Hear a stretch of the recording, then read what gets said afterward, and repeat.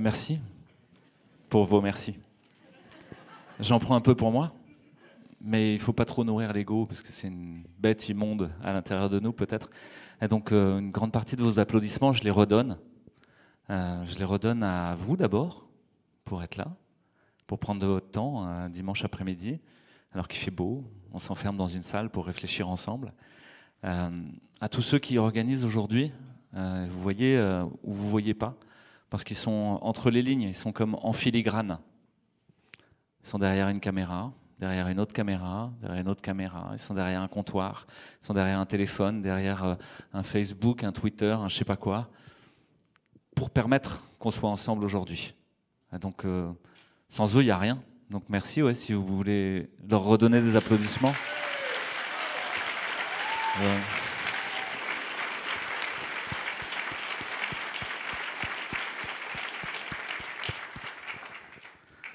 Parce que eux œuvrent patiemment, tranquillement, dans l'ombre, sans faire de bruit, sans chercher de lumière. Et donc, ouais, voilà, moi je pense qu'une grande partie des applaudissements que vous me donnez, je les redonne en miroir. Mais comme je vous dis, j'en prends un petit peu parce qu'on a aussi besoin de se soutenir et d'avoir un petit peu l'idée que ça sert à quelque chose quand on se met à bouger.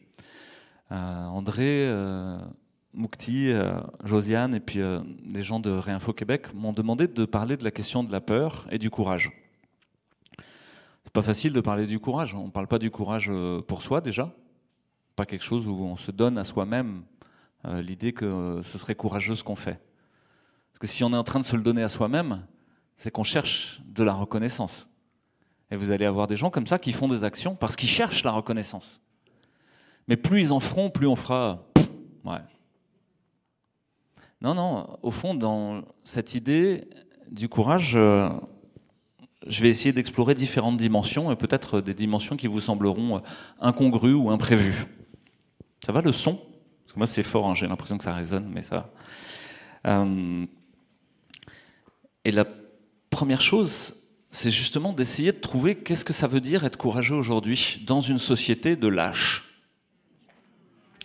Parce que peut-être, je vais dire là 5 choses qui pourraient être des recommandations de grade A dans des conférences de consensus, mais qui ne le sont pas. Masquer les gens pour prévenir une épidémie virale hivernale respiratoire, il ne faut pas le faire. Grade A. Vous savez, il y a des grades A, B, C, D, etc. dans les recommandations. Waouh, c'est très courageux ce que je viens de faire. Hein. Parce qu'en France, je suis sous le coup d'une loi sur les dérives sectaires, article 4, qui dit que si je vais à l'encontre des protocoles et des propositions thérapeutiques émises par les instances d'État, je suis sous le coup de cette loi et de peines de prison potentielles ou d'amendes, de gigantesques amendes. Je viens de le faire. Je n'avais pas l'impression que c'était très courageux pourtant. Hein. Juste une impression d'exprimer quelque chose de simple. Il ne faut pas masquer les gens pour prévenir les infections respiratoires, ni avec des masques chirurgicaux, ni avec des respirateurs N95 ou FFP2. Ça n'a aucun impact. Ça ne marche pas. Ça ne veut pas dire que les masques sont toujours inutiles. On pourrait rajouter de la nuance. J'ai utilisé des masques pour intuber les gens qui avaient un Covid sévère dans mon service. Je me suis dit, tant qu'à faire, si je peux éviter de le choper, je l'ai fait. Je ne dis pas que c'est inutile. Il ne faut pas confiner les gens pour prévenir une épidémie respiratoire virale hivernale en les confinant entre malades et non malades. Il ne faut pas faire des couvre-feux. Il ne faut pas fermer les bars et restaurants. Grade A de recommandations internationales. On va les écrire, ces recommandations internationales, je vous assure. Hein, et on va les poser dans le marbre à un moment. Mais je vous les repose là pour qu'on s'en souvienne. Je vais vous dire pourquoi après. Il ne faut pas masquer. Il ne faut pas confiner. Il ne faut pas faire de couvre-feu. Il ne faut pas injecter des ARN modifiés, expérimentaux, à la population dans l'espoir de prévenir la transmission ou la gravité d'une infection respiratoire hivernale banale. Il ne faut pas, grade A. Les vaccins ne sont ni sûrs ni efficaces. Ils sont toxiques, inefficaces, dangereux, insuffisamment qualitatifs. Ce ne sont pas des vaccins. sont des ARN modifiés. Ok, je repose ça pour que ce soit bien clair quand même, qu'on puisse le redire. Pourquoi je le repose? Parce que on serait tenté dans une réunion comme celle-ci d'être un petit peu comme ce qui s'est passé pour les Gilets jaunes en France. Les Gilets jaunes, vous en avez entendu parler, a été une sorte de jacquerie, de mouvement un peu révolutionnaire, temporaire, très populaire, très métissé, très mélangé, sans affiliation politicienne, et qui a été détruit d'une manière extraordinairement brutale.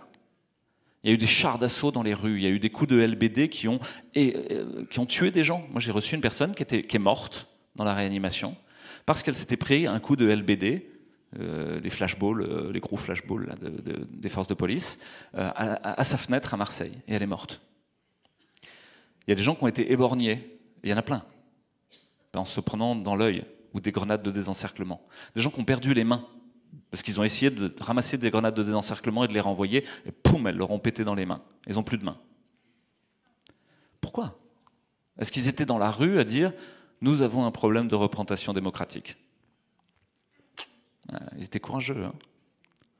Ils sont allés dans le froid, tous les week-ends, tous les samedis, sous la pluie, sous la neige. Ça vous rappelle quelque chose? Ouais. C'est passé chez vous aussi. Hein. Il y a des gens qui sont partis en Outaouais se peler les fesses dans une chaleur humaine importante. Et j'ai rencontré beaucoup de groupes de gilets jaunes après, et c'était comme s'ils léchaient leurs blessures. Ils étaient là en train d'essayer de se remettre de ce qui leur était arrivé. Comme si c'était terminé et qu'on était passé à autre chose. Mais il y a une remise à jour logicielle très importante à faire. Nous ne sommes pas en train d'essayer d'éviter que le totalitarisme arrive. Nous ne sommes pas en train de célébrer quelques figures héroïques qui nous auraient permis d'éviter un dérapage totalitaire. Le dérapage totalitaire a déjà eu lieu. Ça, c'est la remise à jour fondamentale du logiciel dans laquelle nous devons nous mettre. Le combat n'est pas terminé. Nous sommes en plein cœur. Et le combat n'est pas nouveau. Ça ne date pas du Covid. C'est drôle, hein? L'histoire des tyrans et des esclaves, c'est une histoire de l'humanité entière. C'est pas du tout une nouveauté d'un dérapage des démocraties libérales occidentales depuis quelques années. Non, non. Si vous grattez les mensonges, vous grattez l'illusion, les démocraties, les républiques démocratiques occidentales ont toujours été un mensonge et une histoire d'asservissement, mais avec un marketing acceptable pour juguler la foule. Donc là, ça va être important d'essayer de comprendre que on va se redonner des forces, mais ces forces ne sont pas là pour se remettre de quelque chose qui s'est passé. Elles sont là pour nous donner les forces suffisantes pour affronter ce qui s'en vient. Et il y a plein de gens qui me demandent, mais vous êtes optimiste pour plus tard? Non, pas du tout. Et pourtant, je suis souriant quand même. Comme s'il n'y avait pas besoin d'optimisme, pas besoin d'essayer de dire demain on rasera gratis. Non, non, non, ça va se passer comme ça s'est toujours passé. Mais peut-être qu'on a une opportunité de faire différemment, de faire bifurquer, de faire dérailler le train, de l'amener ailleurs. Et pour ça, il nous faut des figures d'exemplarité. Parce que c'est comme ça qu'on apprend, par l'exemplarité. Il n'y a pas d'autre façon d'apprendre. Il n'y a pas une pédagogie, 2 pédagogies, 15 pédagogies, il n'y en a qu'une seule, l'exemple. Faire ce que je dis et dire ce que je fais. Point. C'est pas compliqué en vrai. Et donc, on va prendre un exemple, on discutait de ça avec Louis-Olivier tout à l'heure, mais si vous trouvez que vos jeunes passent trop de temps devant leur téléphone, c'est que vous passez trop de temps derrière vos téléphones. Voilà. C'est pas... Vous pourrez leur dire, hein, arrête de regarder ton téléphone, arrête de jouer à des jeux vidéo. Si vous-même, dès le matin, regardez ce qui se passe sur Twitter, Facebook, Telegram ou que sais-je, ben non, ça colle pas. Alors, pour essayer de comprendre les figures d'exemplarité héroïque qui ont pu se produire ces dernières années et qui sont sorties de la peur pour aller vers le courage, on a plusieurs façons d'aborder les choses. Une première façon serait de s'en référer à la philosophie morale, qui est une de mes casquettes, c'est-à-dire la philosophie du bien, du mal, du juste, de l'injuste, l'éthique. et d'essayer de savoir qu'est-ce qui était bien, qu'est-ce qui était mal, qu'est-ce qui était juste, qu'est-ce qui était injuste. Et pour ça, il y a des prismes interprétatifs qui nous permettent d'essayer d'y accéder. Le premier, c'est ce qu'on appelle l'éthique déontologiste ou déontologique. Déon, en grec, c'est ce que je dois faire. Et ça vient de Kant.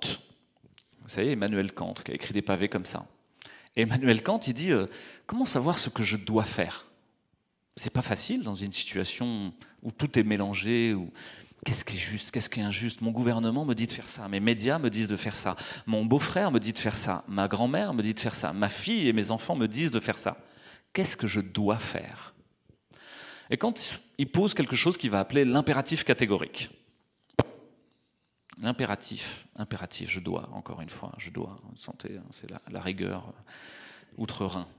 On n'est pas dans notre côté méditerranéen, hein, on est plutôt chez des gens où c'est carré, quoi.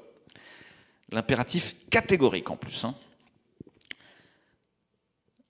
C'est une version des choses où ce que je dois faire, c'est je dois faire que la maxime de mon action soit universalisable. Ça veut dire quoi? Ça veut dire, si je fais quelque chose, si tout le monde le fait, est-ce que notre société tient? Est-ce que le groupe tient? Donc il y a comme une préoccupation pour le groupe dans son ensemble, liée à mon action à moi. Si je mens, si tout le monde ment, ça ne tient pas. Notre société se délite intégralement. Je ne peux pas mentir. Pour Kant, je ne peux pas mentir. Il y a des gens qui disent à Kant, t'es gentil, mais déjà, peut-être que c'est pas moral de mentir, mais que c'est parfois utile. Imaginez que, et c'est des exemples qui ont été pris dans l'histoire de la philosophie morale, que des gens débarquent chez vous et disent, est-ce que vous cachez des juifs dans votre cave? Est-ce que vous êtes plus que 6 pour Noël? Est-ce que vous fêtez l'anniversaire de Robert Béliveau à plus que 6? C'est arrivé.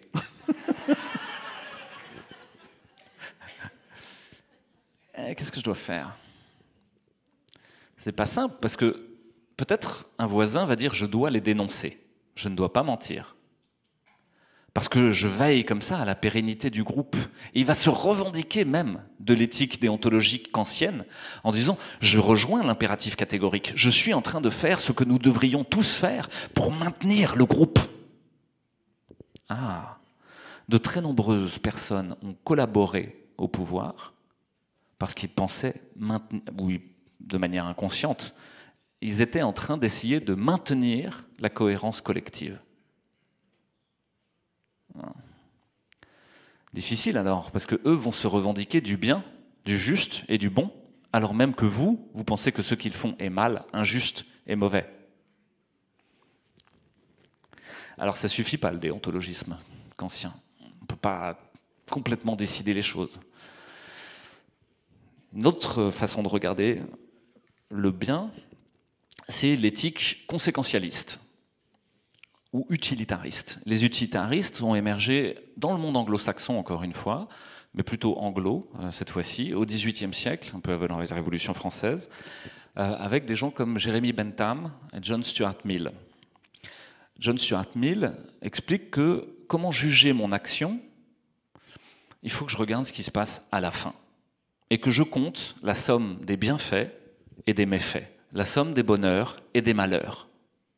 Et que je regarde pour la collectivité, encore une fois la collectivité, vous l'avez entendu avec Kant, faire tenir la société ensemble. Vous l'entendez avec les utilitaristes, faire tenir la société ensemble. Je vais compter les bienfaits et les méfaits, et à la fin, je vais dire est-ce que c'était bien et pas bien, ou pas bien ce que j'ai fait.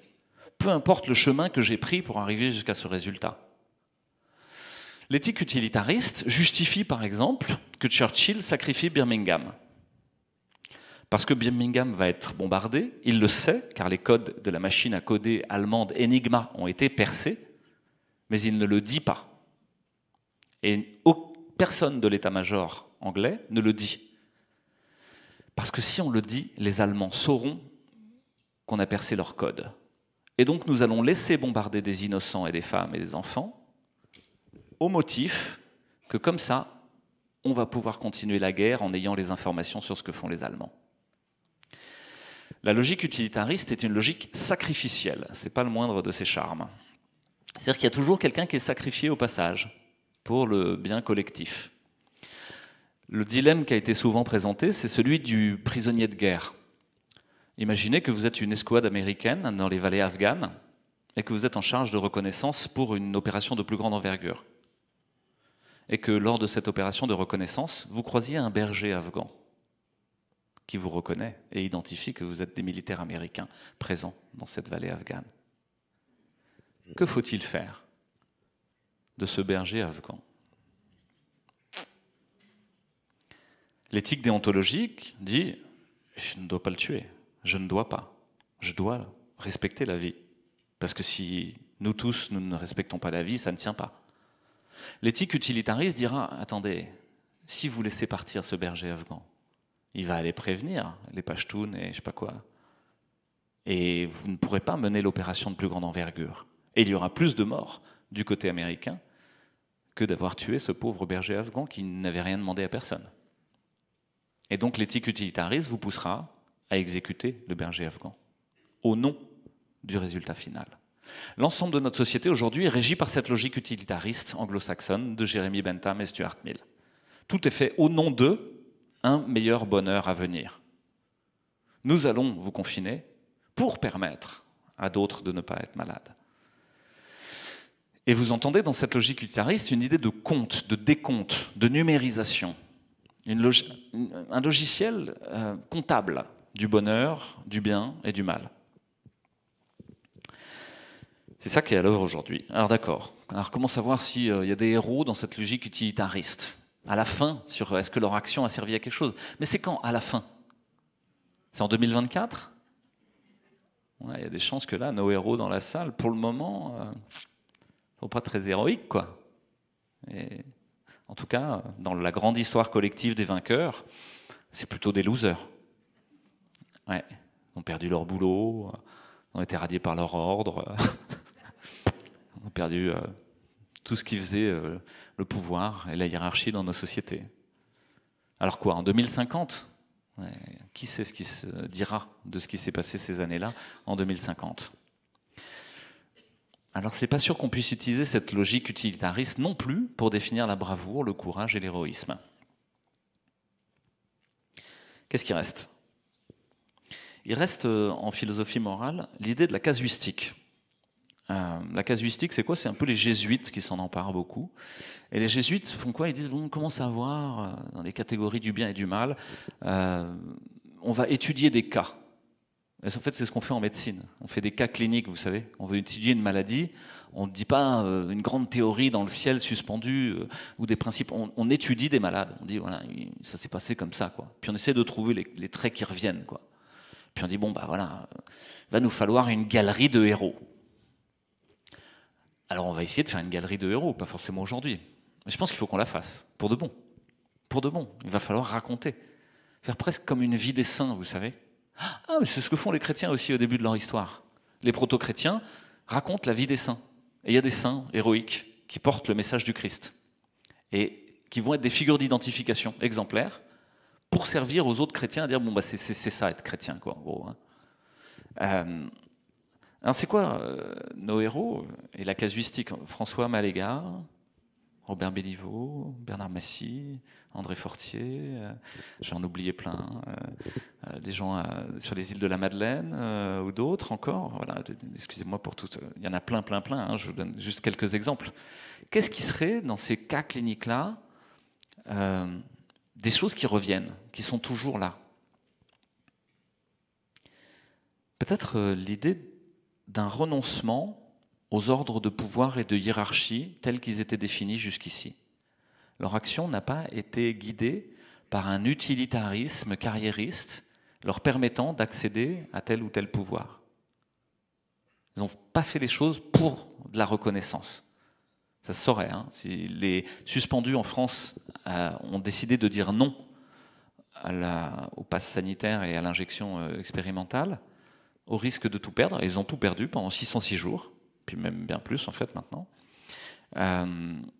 c'était pas pour obtenir la grâce du pouvoir, c'était pas pour obtenir des avantages secondaires. Il y avait comme une inconséquence, au contraire, une inconséquentialité. L'idée de renoncer à l'utilitarisme. Ce que je fais n'est pas lié à un calcul utilitariste. Je ne sais pas pourquoi je le fais. Vous interrogez plein de gens qui se sont levés pendant le Covid, vous leur dites, mais pourquoi? Je ne sais pas. J'ai ressenti à l'intérieur. J'ai ressenti à l'intérieur un dilemme. Ah, ça c'est intéressant parce qu'on s'en occupe beaucoup en philosophie morale. Le dilemme. La notion du dilemme, c'est quoi? C'est un conflit de valeurs. Une incohérence intérieure, des émotions qui s'entrechoquent, qui font que vous n'êtes pas bien. Et vous identifiez qu'il y a comme des incohérences. Vous êtes tiré par là et vous êtes tiré par là. Qu'est-ce que je choisis? Et le dilemme nécessite à la fin de trancher le dilemme, de choisir quelle est la valeur à laquelle vous allez accorder votre action, à laquelle vous allez vous accorder. Et je crois que dans beaucoup de gens, chez beaucoup de personnes qui se sont soulevées pendant ces années et qui vont nous servir de figure d'exemplarité pour ce qui s'en vient, il y a cette idée-là de se remettre en cohérence intérieure, d'arrêter de vivre dans une incohérence permanente de valeurs. On est tous incohérents, tout le temps. Moi, je vous dis qu'il ne faut pas utiliser les téléphones portables, mais Chantal nous a prêté un téléphone portable pour trouver le chemin au Québec et je l'ai utilisé, quoi. J'étais dans la voiture et ça a permis de trouver le chemin. Pourtant, je n'ai pas de cellulaire. Et je suis furieusement technocritique dans la pensée philosophique que je fais. Et pourtant, j'ai utilisé la technique. Pareil, je suis technocritique, mais j'ai vu que dans cette crise, la résistance, entre guillemets, n'avait réussi à s'organiser que parce qu'il y avait les réseaux numériques. Là, ça reste une interrogation. Mince, moi qui dis qu'il ne faut pas les utiliser et que c'est eux la source du mal, je vais utiliser la source du mal pour essayer d'organiser une résistance. Comment faire avec ça, quoi? Alors peut-être dans l'idée héroïque, il y a, ou de la bravoure, ou du courage, il y a l'idée d'un non, de dire non. Dire ça ne passera pas par moi. Et vous connaissez peut-être tous cette phrase de Solzhenitsyn, Alexandre Solzhenitsyn, qui était en contradiction avec le régime soviétique, qui a fini dans un goulag, enfin pas fini, il a réussi à en sortir, qui a écrit L'archipel du goulag et d'autres livres sur le totalitarisme, et qui dit « Qu'est-ce que je peux faire, moi, petite fourmi ridicule, face à la grande machine totalitaire? La grande machine implacable. » C'est une machine, hein. C'est des chars, des tanks. C'est même pas humain, quoi. Il n'y a pas de vivant, il n'y a pas de vif là-dedans. Qu'est-ce que je peux faire? Et il dit, peut-être que je peux juste ne pas être un point de passage du mensonge. Ah, ça nous amène à une autre notion qui a été beaucoup développée, notamment en 83 au Collège de France par Foucault, Michel Foucault, qui est un penseur français, très versé dans l'Antiquité et qui connaissait bien les affaires de mythologie et les affaires de la Grèce antique, etc. Et qui reste une des vaches sacrées françaises, une sorte de figure mythique des intellectuels français, même s'il a probablement plein de défauts et qu'il a peut-être trempé dans des choses pas claires du tout. N'empêche, il a sûrement eu des apports intellectuels. Et on va reprendre une partie de sa pensée qui parle du parésiaste, notamment dans Le courage de la vérité, c'est un de ses livres. Le courage de la vérité. Où il parle de cette figure-là qu'il appelle le parésiaste. Et le parésiaste, c'est qui? C'est celui qui dit le vrai, sans faire semblant, qui dit ce qu'il pense, ce qu'il a à l'intérieur. Il le dit publiquement. Il le dit comme un enfant dirait de manière ingénue, le roi est nu. Vous savez, cette histoire où le roi, les habits neufs du roi, ça s'appelle, je crois. Il y a une histoire où le roi est à poil, s'il fallait, en gros, le roi demande un habit en or, etc. Et puis bon, le tisserand, je crois, n'a pas d'or, etc. Bon, il finit par faire un habit, il dit bah voilà, il l'habille, il fait semblant et tout ça. Puis le roi est à poil, mais tout le monde fait semblant qu'il est habillé d'or. Et personne n'ose dire le roi est nu. Et donc le roi défile devant la foule, comme ça, en délire. Vous connaissez quelques rois comme ça, hein, au Canada ou en France, qui défilent devant la foule. Une foule sélectionnée en général. Il n'y a plus beaucoup de vraies personnes. Hein. Il y a des bots, des hologrammes. Et donc il défile à poil, et tout le monde fait « Oh, c'est magnifique, bravo !» Sauf un enfant qui dit « Le roi est nu !» Le roi est nu. Chut, chut, chut, chut. Mais le roi est nu. Ok, ça c'est le parésiaste. celui qui ose dire ce qu'il voit. Et le parrhésiaste risque sa vie, parce que personne n'a envie d'entendre la vérité. Parce que tout le monde va remettre en cause cette vérité en disant non, non, non, la vérité c'est labile, on ne sait pas ce que c'est, chacun a son avis sur la question, etc. C'est vrai, c'est pas simple de dire ce qu'est la vérité. Je vais y revenir juste après. Je continue sur le parrhésiaste. Une des figures du parrhésiaste, c'est le devin de Thèbes qui s'appelle Tirésias, un devin aveugle de Thèbes, et qui va croiser Oedipe et qui dit à Oedipe, mais t'as couché avec ta mère et t'as tué ton père en fait. C'est ce qu'a fait Oedipe. Donc il dit juste ce qui est, mais c'est inacceptable, c'est impossible. C'est la figure de Socrate. Socrate enseignant à ses disciples, à qui on demande de boire la ciguë. Pourquoi? Parce que vous savez quel est le motif du suicide de Socrate, de la condamnation de Socrate? Il est accusé de pervertir la jeunesse. Pervertit la jeunesse en les faisant réfléchir à ce qui est vrai, pas vrai, juste, injuste. Il les fait réfléchir, quoi. Et il pervertit la jeunesse. Il les fait penser pas comme il faut. Et c'est drôle, c'est Socrate, quoi. On est probablement au 6e, 7e siècle avant Jésus-Christ. Et aujourd'hui, vous avez des fact-checkers qui vous disent non, non, attendez, vous répandez des fake news. Vous pervertissez la pensée de vos contemporains. Vous les induisez en erreur. Il faut boire la ciguë, monsieur. Il faut boire la ciguë, madame. Il faut disparaître. Puis si vous disparaissez pas, de toute manière, on va s'en charger. Ok. Donc on est dans la même histoire. Il n'y a rien qui change, en fait. Il n'y a rien de nouveau dans ce qu'on vit. C'est ça qui est drôle. Dès qu'on s'intéresse un petit peu au passé, nous avons déjà vécu X fois ce que nous vivons aujourd'hui. Mais nous avons oublié toutes les leçons qui nous avaient été données. Alors c'est aussi ça le parrhésiaste, c'est celui qui n'oublie pas. La vérité du dévoilement chez les Grecs, c'est aletheia. L'été, c'est les eaux du l'été, c'est les eaux de l'oubli. Aletheia, c'est alpha privatif. L'été, je n'oublie pas. Je n'oublie pas. Je n'oublie pas que des enfants ont été masqués dans les écoles. Je n'oublie pas qu'ils ont eu des jetons pour pouvoir respirer parfois. Je n'oublie pas que certains ont été punis au milieu de la classe avec tous les autres élèves en train de les railler et devoir copier des lignes en disant « Je ne dois pas baisser mon masque car je mets les autres en danger ». Je n'oublie pas que les gens ont dû fermer leur restaurant. Je n'oublie pas, et je n'oublie pas, et je n'oublie pas.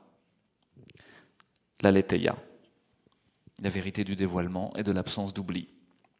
Ça nous amène à cette idée de qu'est-ce qui est vrai. Parce qu'on est dans une société de post-vérité, où on nous fait croire que tout est labile, qu'il n'y a pas de vérité. Et c'est vrai, si on s'intéresse aux sagesses antiques, tout ça n'est qu'illusion. Tout est illusion. Chez les hindous, chez les bouddhistes, on parle de Maya, la grande illusion. Tout ce qu'on vit ici est une illusion. Vous pensez voir des murs, vous pensez voir... C'est du vide. Il y a des électrons qui tournent autour d'un noyau et l'immense majorité des molécules qui composent, des atomes, mais des molécules qui composent ce mur est du vide. Pourquoi vous ne voyez pas à travers ? Qu'est-ce qui vous empêche de voir la lumière qui passe à travers? Parce que de la lumière passe à travers. C'est une illusion. Mais l'illusion est tenace. L'illusion est tenace comme si on avait besoin de l'illusion pour exister sur cette planète, pour supporter notre incarnation. Je vais y revenir après. Mais sur cette histoire de vérité, vous voyez qu'on est dans quelque chose de très complexe. Et il y a comme eu une chute dans l'histoire de la philosophie récente de la question de la vérité. Comme il y a eu une chute de la question de la liberté. C'est quoi la liberté? La liberté, c'est le pass. Pardon? J'ai des gens qui m'ont dit ça. Hein. On retrouvera notre liberté quand on aura tous le pass et qu'on sera tous vaccinés.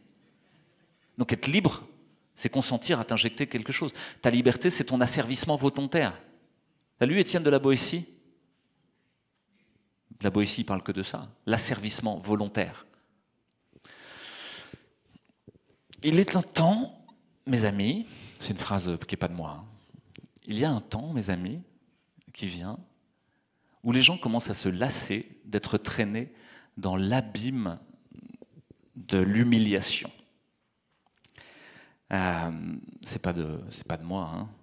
C'est un révérend américain au moment de la ségrégation aux États-Unis, qui commence à lutter contre le fait que les gens soient séparés dans les autobus aux États-Unis, entre les Noirs et les Blancs, dans la suite de Rosa Parks, et qui s'appelle Martin Luther King. Et Martin Luther King a cette ambiguïté-là, quand il doit prendre la parole dans sa ville, c'est comment mettre les gens en mouvement, soulever leur indignation et réussir à leur dire l'injustice de ce qui se passe, mais en même temps éviter le chaos et la rêve. Et il est dans toute cette ambiguïté-là. Je ne dois pas rassurer les gens, je dois leur dire ce qui est, je dois être le parésiaste de ce qui se passe. Et en même temps, si je leur montre réellement ce qui se passe, c'est la guerre, c'est la guerre. C'est la guerre à outrance, entre tous. Et il a cette difficulté-là. Comment conduire le groupe à avoir une action qui permette de sortir de l'illusion tout en ne détruisant pas tout. Et vous savez, c'est le problème du philosophe. Dans l'allégorie de la caverne de Platon, dans la République 7, il décrit cet endroit où les citoyens sont enchaînés face au mur. Et ils regardent le mur et ils regardent des ombres. Ils regardent des ombres qui dansent, comme ça, des ombres chinoises. Et ils voient Donald Trump. « Je vais vous sauver !» Ils voient Vladimir Poutine. « Je vais vous sauver !» Ils voient Justin Trudeau. « Je vais vous sauver !» Enfin, pas sûr. Et ce sont des ombres chinoises. Et tout le monde regarde, là, fasciné par ce spectacle. Oh, alors, c'est quoi le prochain épisode? Tant que vous attendez le prochain épisode, vous n'agissez pas. La société telle qu'elle est rendue aujourd'hui est un immense théâtre, un immense spectacle, une société du spectacle. Quelqu'un qui s'appelle Guy Debord a écrit sur ce sujet dans La société du spectacle et les commentaires sur la société du spectacle. Tout ça est une illusion, un gigantesque Matrix. Tant que vous attendez le prochain épisode, vous n'agissez pas. Et il se trouve que les gens qui tiennent les marionnettes devant le feu pour faire des ombres chinoises sont les sophistes dans l'allégorie de la caverne. Ce sont ceux qui ont le pouvoir.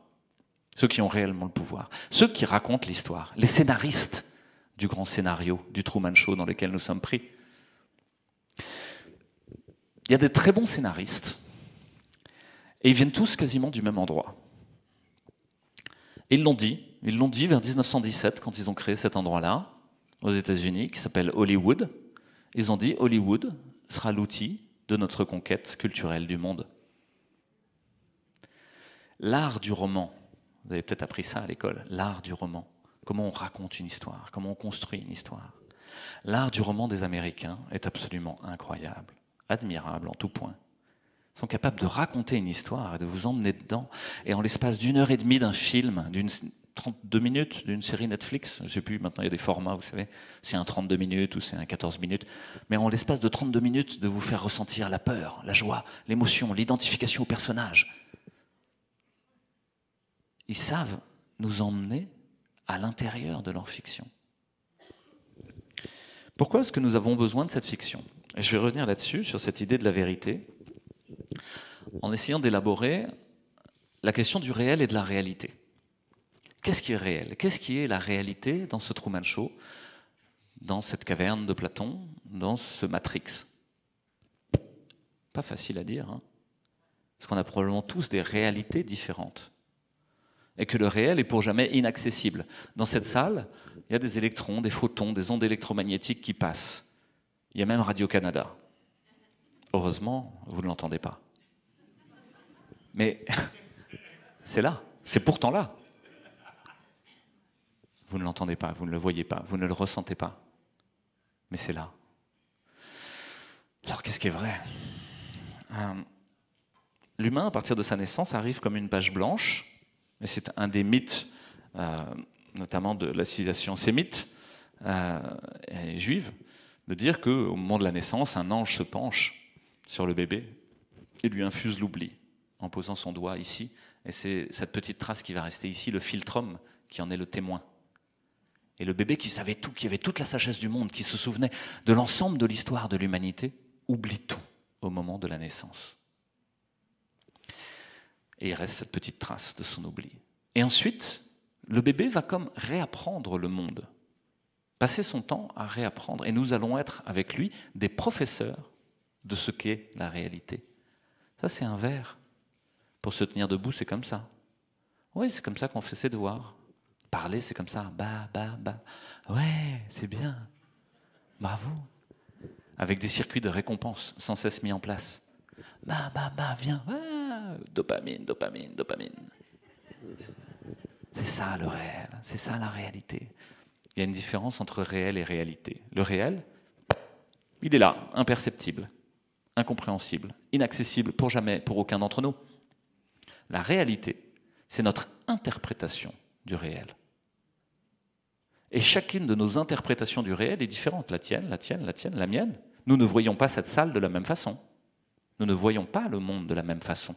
Nous sommes comme pris dans une bulle interprétative. Un auteur qui s'appelle Carlos Castaneda, qui a beaucoup étudié les Indiens Yaqui en Amérique centrale, et qui a passé du temps avec Don Juan, un sorcier Yaqui, écrit là-dessus dans un livre qui s'appelle Le voyage à Ixtlan, ou Le voyage définitif, ou L'herbe et la petite fumée, il y en a d'autres, il y en a plusieurs, où Don Juan, le sorcier Yaqui, lui dit « Ce que tu vois, c'est pas vrai, c'est pas vrai, c'est une illusion. Stoppe le monde. Tu peux nager dans l'air, tu peux être l'esprit du loup, tu peux être, je sais pas quoi. » Et il lui fait bouffer des trucs hallucinogènes, hein, c'est dans les années 70. Ok, vas-y au peyote, l'herbe et la petite fumée. Et donc, Carlos Castaneda est perturbé, quoi. Il dit, qu'est-ce qui reste, quoi? Tout ça est une interprétation, une espèce de convention. Mais cette interprétation est faite de répétitions, de choses qui reviennent et on a l'impression que c'est stable, que c'est dense, que c'est là, que ça tient. Ces répétitions, elles peuvent être les gens qu'on croise. Ma maman est là. Est-ce qu'elle revient? Et vous savez, il y a un jeu avec les enfants, c'est coucou caché. Vous avez peut-être joué à ça déjà avec vos petits-enfants, avec vos enfants. Vous mettez les mains derrière le truc, l'enfant est un peu mince, il n'y a plus de maman, il n'y a plus de papa.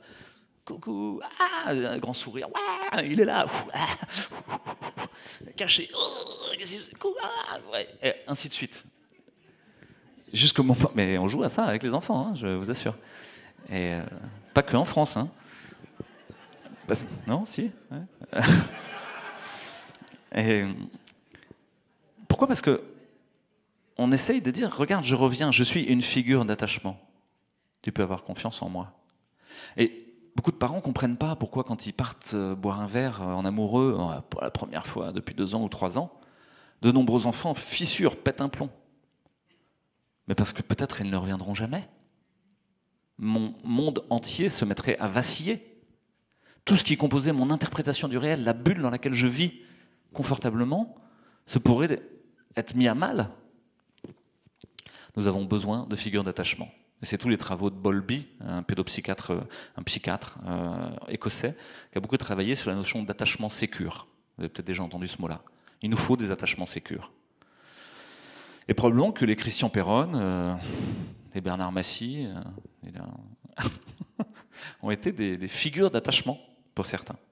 J'ai raconté plusieurs fois, mais il y a beaucoup de gens qui m'ont dit ça. On attend le CSI tous les jeudis soirs, c'est le Conseil scientifique indépendant. Et le CSI, et je dis, ah bon, pourquoi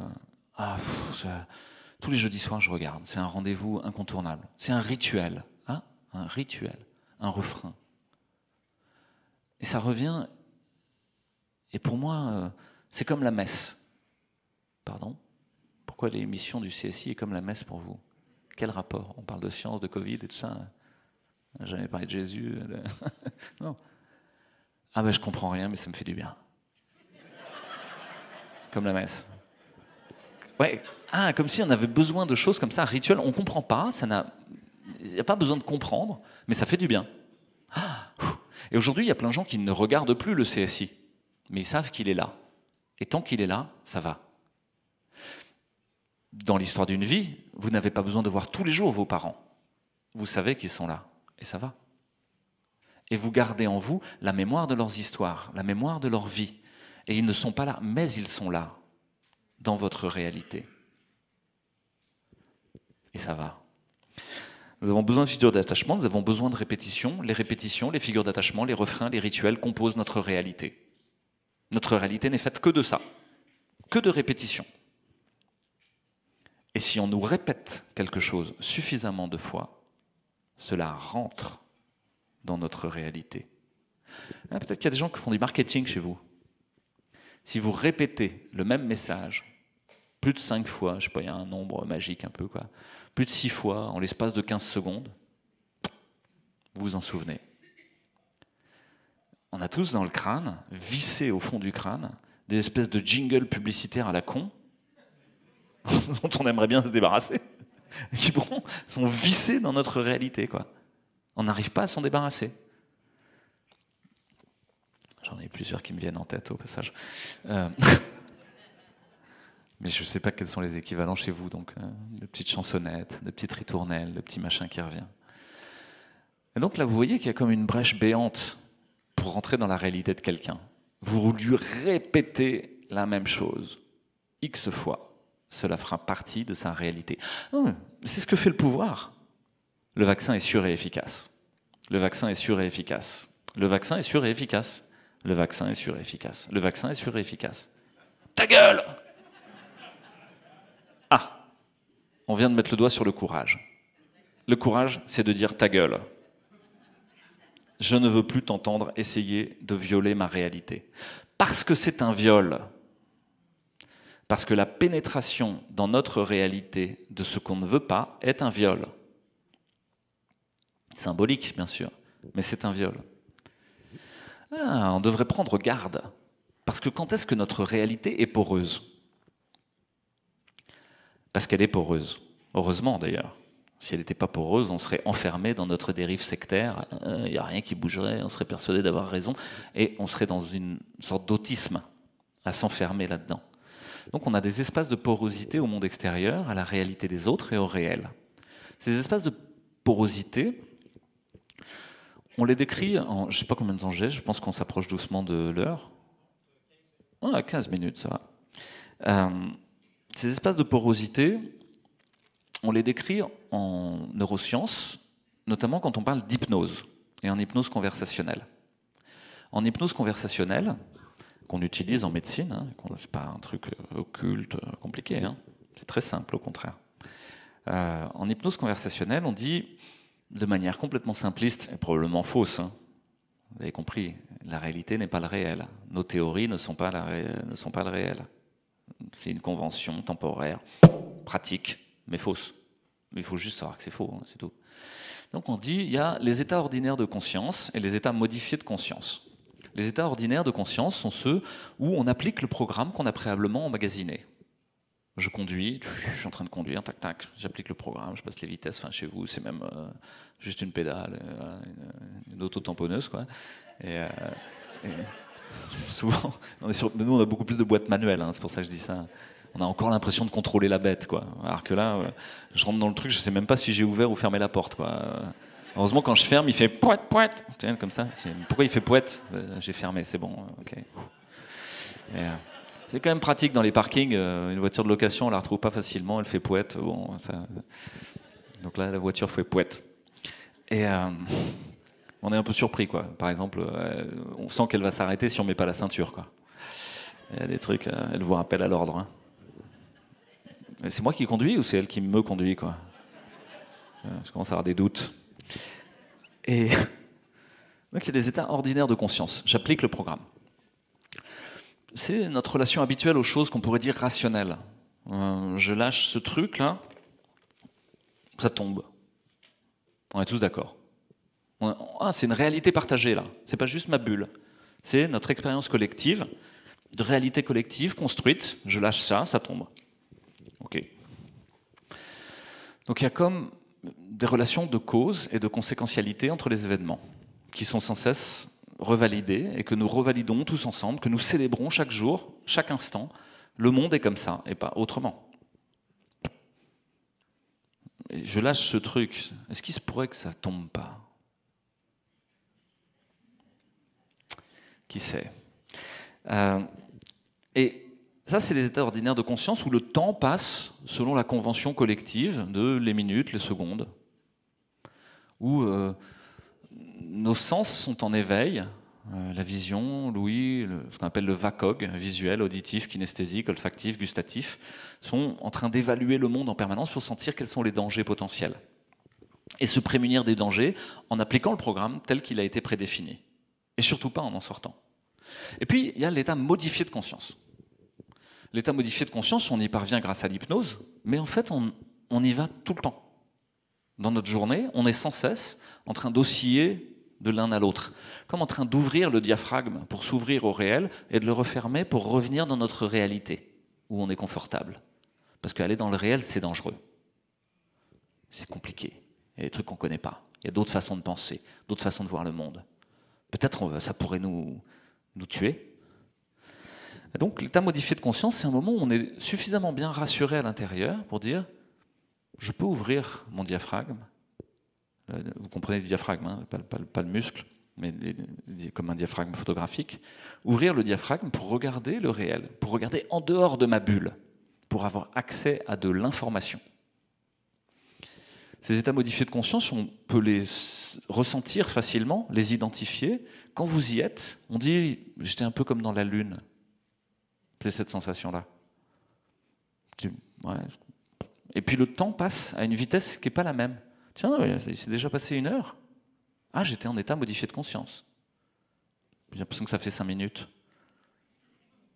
Un cours, c'est un état modifié de conscience. Une conférence, c'est un état modifié de conscience. Être devant un film, c'est un état modifié de conscience. Ah, attendez. Je vais naturellement dans les états modifiés de conscience. C'est un espace de ressourcement, c'est un espace d'apprentissage, c'est un espace d'ouverture au monde. Mais c'est aussi un moment où mon cerveau est béant et grand ouvert pour qu'on y injecte de l'information. Et donc tous ceux qui veulent m'injecter de l'information dans le cerveau vont essayer de créer des états modifiés de conscience hypnotiques pour y injecter de l'information. Il y a plein de façons de créer un état modifié de conscience. La première, la plus belle, c'est celle de la réassurance. Je suis dans mon monde avec ma maman, elle me berce, etc. Je tète tranquillement. Vous avez déjà vu la gueule des bébés à ce moment-là, quoi. Tout va bien, quoi. Vous les regardez, wow, c'est chouette la vie, quoi. Ils sont en état modifié de conscience. Hein. Un bout de sein, comme ça. Comme si tu étais en train de fumer un cigare. Tranquille. Et ça, c'est l'état modifié de conscience sympa, où tout peut rentrer. Là, l'information est labile et peut passer à travers les pores. Et l'information principale qui passe, c'est une information qui n'a pas à voir avec quelque chose de rationnel. C'est « je t'aime ». Voilà, t'es dans mes bras, je t'aime. C'est inconditionnel. Tu seras aimé toujours. Tu peux le retrouver quand tu veux. Mets-toi juste en état modifié de conscience. Alors on va tous chercher à bouffer beaucoup pour retrouver ça. Du sucre, pour comme retrouver le sein perdu, quoi. Donc on va manger, on aura le ventre comme ça, c'est pas mal. Ça n'arrête pas de taffer pareil, mais c'est pas mal. Je me sens pas bien quand même, je suis gros. Ouais. Donc, une autre façon de mettre en état modifié de conscience, c'est au contraire la violence, la brutalité, l'incongruité. Je vais casser la bulle de réalité dans laquelle vous êtes. Je vais arriver et pam, je vais taper dedans comme un bourrin. Poum, 2 avions dans le World Trade Center. Qu'est-ce qui se passe, quoi? C'est quoi cette histoire? Et en boucle. Le feu, les flammes, les gens qui tombent du haut du Xème étage. Oh, qu'est-ce que c'est que cette histoire? À New York, le World Trade Center, à Manhattan. Impossible. Impossible. Si vous faites survenir une situation impossible, qui n'est pas dans le logiciel, qui n'est pas prévue au programme, vous créez une immense brèche dans le cerveau, comme un coup de pied de biche. Et là, vous pouvez y mettre ce que vous voulez. Une société de surveillance avec des caméras partout. Ça date de 2001. Avant, personne n'avait eu l'idée de mettre dans tous les villages du Québec et de France des caméras de télésurveillance. Ça n'existait pas. Et si vous demandez à nos arrière-grands-parents ou nos grands-parents, ils vous diraient « mais vous êtes en guerre ou quoi? Vous êtes fous ?» En France, on est en plan Vigipirate écarlate depuis plus de 20 ans. Plan Vigipirate, ça veut dire des militaires en armes qui patrouillent dans les villes avec des guns gros comme ça, pour empêcher le risque terroriste. T'es sûr? Ou pour nous surveiller? Je suis pas sûr. Ouais. Donc, le World Trade Center, je ne rentrerai pas dans les détails, est-ce que c'est un mensonge ou pas, hein, vous avez compris ce que je pense de l'épopée américaine. Qui n'a rien à voir avec les Américains, les pauvres, ils y peuvent rien, hein, c'est leur élite complètement déphasée, quoi, qui sont des menteurs pathologiques, qui, depuis les gentils cow-boys et les méchants indiens, l'attaque de Pearl Harbor, j'ai abordé dans certaines conférences, mais la coopération des grands financiers, des grandes entreprises américaines avec le régime nazi, avant que de se retourner et de dire bon, finalement, on va coopérer avec les Anglais, de manière pile je gagne, face tu perds. Ils sont forts les Américains pour ça, hein. Pile je gagne, face tu perds. Et en passant par le World Trade Center, puis le Covid, et puis il y en a plein d'autres, hein, entre-temps, des histoires de mensonges. En gros, nous sommes dans un mensonge permanent. Alors je reviens à mon sujet. L'état modifié de conscience, l'état ordinaire, l'état modifié de conscience. L'état modifié de conscience, une brèche dans votre cerveau pour y mettre de l'information, soit de manière positive et apprendre quelque chose, soit de manière négative. Vous violez votre cerveau et vous imposez quelque chose. Et encore une fois, je vous ai dit, tiens, peut-être une partie du courage, de la peur, de traverser la peur, c'est de dire non. C'est de refuser l'information qui est mise en état modifié de conscience. Et pour ça, vous pouvez bloquer les accès. Mais c'est pas facile. Parce que le téléphone portable que vous avez dans votre poche est un accès constant à vos états modifiés de conscience. Sans cesse. Le téléphone portable, là, il est là pour ça. Il va vous susurrer à l'oreille en permanence. Vous répétez des choses. Vous savez qu'il vous écoute même, hein, et qu'il vous fournit des notifications liées à ce qu'il vous écoute. En France, il y a même une loi qui autorise aujourd'hui la police à vous écouter, à vous regarder. Bientôt, la police aura le droit de vous glisser quelques notifications de bienséance. Ah, mais ça existe déjà. Surtout nos autoroutes. Vous n'avez peut-être pas ça, vous, mais nous, on a des grands bandeaux. Mets ton masque. Il faut se vacciner, tous protéger. C'est l'autoroute, là-haut, Coco. Et de manière paternaliste, comme une figure d'attachement, toutes les 2 heures, la pause s'impose. Ne textote pas en même temps que tu roules. Mais oh, ta gueule, je fais ce que je veux. Ah, non, tu fais pas ce que tu veux. Non, on cherche à te contrôler en permanence, à guider, à optimiser ton expérience utilisateur de la vie en l'emmenant juste au bon endroit. Au nom de la déontologie, au nom de l'utilitarisme. Ah, si tu textotes, tu risques un accident. Oh, si tu te reposes pas, tu risques un accident, etc. Et petit à petit, un ensemble de règles, de lois vont se mettre en place qui n'ont rien à voir avec le droit, qui n'ont rien à voir avec la loi, qui ont à voir avec le contrôle. Le contrôle du cheptel. Tu vas à l'abreuvoir à telle heure, tu rentres à la bergerie à telle heure. J'en arrive à un point important. Qu'est-ce qui fait que les braves se sont soulevés? On dit non. On a refusé d'être un point de passage du mensonge. Carlo Brusa, au congrès de la Fondation pour la défense des droits et libertés du peuple, de Stéphane Blais, on a parlé un petit peu. Puis il y en a d'autres qui en ont parlé aussi avant moi. Notamment Slobodan Despot, qui est un journaliste suisse qui fait l'antipresse, qui est d'origine serbe, et qui ont reconvoqué à nouveau frais, encore une fois, une histoire antique, une histoire qui a été écrite par Sophocle, mais qui a été reprise par Euripide, qui a été reprise par plus d'une trentaine d'auteurs, jusqu'à Jean Anouilh et Jean Cocteau. Antigone. Et Antigone, c'est quoi? C'est l'histoire d'une femme. On avait beaucoup entendu parler des hommes jusqu'ici, mais j'aimerais conclure là-dessus, sur le courage des femmes, qu'on ne voit pas, qui n'est pas dans la lumière, mais qui pourtant construit patiemment, qui fait à manger chaque jour, dans certaines familles. Il faut du courage pour ça, non? Tous les jours, il faut refaire à manger. Une sorte de yoga, hein, de voie de sagesse, quoi. Ah, viens, on va au resto. Ah non, on va faire à manger. Et Antigone est la sœur de Polynice. Polynice est le fils de Créon. Créon est le roi de Thèbes.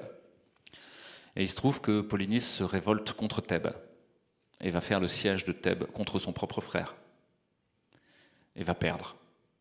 Et donc Polynice meurt en ayant essayé de défaire sa propre ville du pouvoir de son père et de son frère. Et Créon dit, nous n'enterrerons pas Polynice. Il fait un décret, vous ne l'enterrerez pas. Et Antigone dit, pas du tout. D'accord, il a été contre son frère, d'accord, il a été contre toi. Mais nous allons l'enterrer, parce qu'il y a des lois au-dessus des lois. Il y a la loi des dieux au-dessus de la loi des hommes. Et Créon ne comprend pas. Il y a un vrai conflit entre les deux. Parce que Créon s'en réfère à sa propre loi. C'est lui le tyran de Thèbes. C'est lui qui décide. Et Antigone lui dit pas du tout. Tu décides de rien. C'est décidé ailleurs, par bien plus grand que toi. Et elle enterre son frère. C'est drôle parce que pendant le Covid, on a vécu exactement ça. En France, on n'a plus eu le droit d'enterrer les gens qui étaient morts du Covid. Vous vous rendez compte ? On n'a plus eu le droit de participer à une cérémonie funéraire. Une transgression anthropologique majeure. Ne pas enterrer ses morts. Aucune civilisation ne fait ça. On s'occupe de ces morts dans toutes les civilisations. On les enterre, on les brûle, on fait ce qu'on veut, on les découpe en morceaux au Tibet, on les donne aux aigles, on s'en fout. On fait quelque chose, on s'en occupe. Il y a une histoire collective autour de ce qu'est la mort. C'est pas juste, pof, hop, il n'y a plus rien. Non, il y a une histoire symbolique. Qu'est-ce que ça veut dire mourir ? Qu'est-ce que ça veut dire vieillir ? Qu'est-ce que ça veut dire être malade ? Et il m'a montré 5 minutes, hein, c'est pour ça. Et donc il y a des lois au-dessus des lois. Et peut-être c'est ça qu'on va essayer d'explorer tout à l'heure avec Louis-Olivier, c'est savoir qu'est-ce qui a bien pu mettre en mouvement ? Qu'est-ce qui a bien pu pousser des gens à sortir de leur petit confort pour oser faire autrement ? Oser faire autrement au risque, comme je vous l'ai dit, de tout perdre, de risque de perdre leur situation, au risque de rompre la relation. C'est typiquement le problème du parésiaste. Hein. Le parésiaste, pour ceux qui n'ont pas forcément tilté, il y a une chanson de Guy Béard qui s'appelle « Le premier qui dit la vérité ». Le premier qui dit la vérité, il va être assassiné, un truc comme ça. Mais bon, là, faut... Encore une fois, c'est Bernard Massy qui chante mieux que moi, quoi. Normalement, à la fin de chaque conférence, il fait un petit tour de chant, hein, donc vous n'allez peut-être pas y couper. Hein. Je dis ça pour les organisateurs. Et donc, au risque de tout perdre, au risque de perdre la relation avec les autres, il va essayer de dire le vrai. Le vrai, on ne sait pas ce que c'est dans une illusion. Mais ça s'en réfère à des lois qui sont comme au-dessus des lois, à une réalité à un réel qui est au-delà de la réalité collective consentie. Ça n'a pas à voir avec la déontologie, parce que la déontologie aujourd'hui maintient les ordres de hiérarchie tels qu'ils sont formulés. Ça n'a pas à voir avec l'utilitarisme, parce qu'il n'y a rien à gagner et tout à perdre. Alors qu'est-ce que c'est que cette folie ? La bravoure, le courage serait une sorte de folie ? Ça pose vraiment question. Je vais vous dire aussi qu'il y a un risque dans la bravoure, c'est justement celui de la folie, celui de se retrouver seul. Et que donc il y a comme une sorte de mesure à garder. Peut-être ceux qui ont lu une partie de ce que j'ai écrit ou écouté une partie de ce que j'ai dit savent que je suis très influencé par la philosophie antique et notamment aristotélicienne. Aristote se différencie de Platon. Platon est le monde des idées, des principes, le cercle, le polygone, je sais pas quoi. Aristote, c'est le rond, le truc, quoi. Ce que j'ai dessiné. Le réel, voilà, le truc palpable du quotidien, les 2 pieds dans la terre. Ça, c'est Aristote. Une philosophie pratique appliquée. Alors que la philosophie platonicienne est plutôt une philosophie des principes. C'est intéressant aussi, hein. Mais il y a comme une confrontation entre les deux. Et justement, je vous ai dit qu'aucune éthique n'était capable d'appréhender ce qu'était le courage ou la bravoure à l'aune des principes philosophiques et moraux tels qu'on les structure aujourd'hui. Mais pourtant, si. Une partie de l'éthique est ce qu'on appelle l'éthique des vertus. La vertu. Qu'est-ce que c'est que la vertu ? Ça, c'est très antique. Il y a 4 vertus cardinales chez Platon, dont une est le courage, la tempérance, la justice, puis j'en oublie une, je vais la retrouver. Et ces vertus, Aristote dit, ok, c'est là, d'accord, il faut du courage, il faut de la tempérance pour accéder au bonheur. C'est toujours la même question chez les Grecs, c'est une question eudémoniste, c'est accéder au bonheur. Et donc il décorrèle complètement l'idée d'accéder au bonheur, ça n'a peut-être pas à voir avec avoir un bon poste, faire partie de la hiérarchie, rester médecin, rester avocat ou rester universitaire, comme Patrick. Peut-être que ça n'a pas à voir avec ça. Et peut-être que la bravoure, le courage, c'est le courage de vivre le bonheur qui nous est promis. Le bonheur auquel nous avons tous droit. Les Américains le disent, hein, c'est dans leur constitution. Pursuit of happiness. Nous avons le droit d'aller chercher le bonheur. C'est partie de nos droits fondamentaux inaliénables, constitutionnels. Et au fond, c'est peut-être ça. Nous vivons dans une illusion, mais il nous est donné en permanence de pouvoir aller sur le fil rouge de notre existence, vivre le vif de notre vie, en dehors des conventions, en dehors des diplômes, en dehors des... Non, vis le vif de ta vie. Personne n'a dit que c'était confortable. Mais par contre, le bonheur, t'es promis, il est assuré si tu le fais. Ta vie aura un sens. Ah, alors peut-être c'est ça la bravoure, c'est ça le courage, c'est oser faire que sa vie ait un sens. Oser vivre la vertu. Et la vertu, chez Aristote, encore une fois, c'est une traduction latine, mais ça vient d'Aristote, c'est une traduction par saint Thomas d'Aquin, qui dit « In medio stat virtus ». Au milieu se tient la vertu. Mais la traduction n'est pas très bonne, parce que virtus, ce n'est pas la vertu exactement. Virtus, c'est la force, le courage. Au milieu se tient le courage. Ah, on va en discuter avec le Olivier. Est-ce que le courage, c'est d'aller gueuler comme un malade? Ouais, tout ça c'est dégueulasse, il faut buter les gens au pouvoir et tout ça. C'est de la témérité illusoire, qui conduira à rien d'autre que le sacrifice. D'autre côté, rester un lâche, ne rien dire, accepter tout, rester dans l'obéissance servile à des ordres contradictoires et évidemment faux, bien sûr que c'est un chemin assuré vers le malheur. Et puis au milieu, il y a comme une ligne de crête, comme un endroit difficile à tenir, où on va tomber d'un côté ou de l'autre. Mais on va essayer de se relever, de marcher. Et comment faire pour marcher sur une ligne de crête? Qu'est-ce qu'ils font les alpinistes? Ils s'encordent. Ils s'encordent les uns aux autres. Parce que vivre le courage tout seul, c'est pas possible. C'est pas possible. Vous finirez par tomber d'un côté ou d'un autre de la ligne de crête. Et donc, il y a besoin de se serrer les coudes. Si on a survécu en tant que suspendu en France, c'est parce que des gens nous ont donné à manger. Le maraîcher du coin nous a donné toutes les semaines un panier de légumes pour qu'on ait à manger. Quand Carole et moi, on avait 0 revenu. C'est parce qu'il y a des gens en Suisse qui m'ont dit « Viens faire des conférences chez nous, on te paiera bien et ça te donnera un peu de sous pour pouvoir survivre. » Ils ont serré les coudes. C'est parce que, en fait, il y avait d'autres gens autour. Et donc là, je finirai là-dessus. Le courage, c'est une étincelle individuelle, mais qui allume un feu collectif. C'est une pierre à briquet qui vient frotter la réalité et dire « c'est pas comme vous croyez, regardez ». Et ouvrir un espace vers le réel. Et à cet endroit-là, s'allument plein de nouveaux possibles pour nous tous. Je vais finir avec... j'avais dans la poche, mais je l'ai fait tomber tout à l'heure avec mon exemple. Ouais, c'est là. C'est revenu dans ma poche. Comme quoi, l'état modifié de conscience, on ne sait plus ce qu'on fait. Et j'aurais dû l'apprendre par cœur, mais j'ai pas eu le temps. Puis avec l'accent québécois, ça colle pas. Encore une fois, l'étincelle individuelle du courage ne vient pas de nulle part.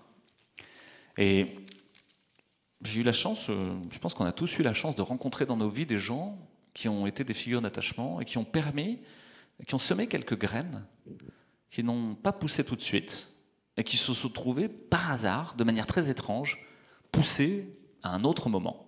Je dis ça pour la permaculture, tout ça. Les jardins aux 4 vents qu'elle a. Et une des graines qui a été plantée par quelqu'un qui s'appelle Alain Fauconnier.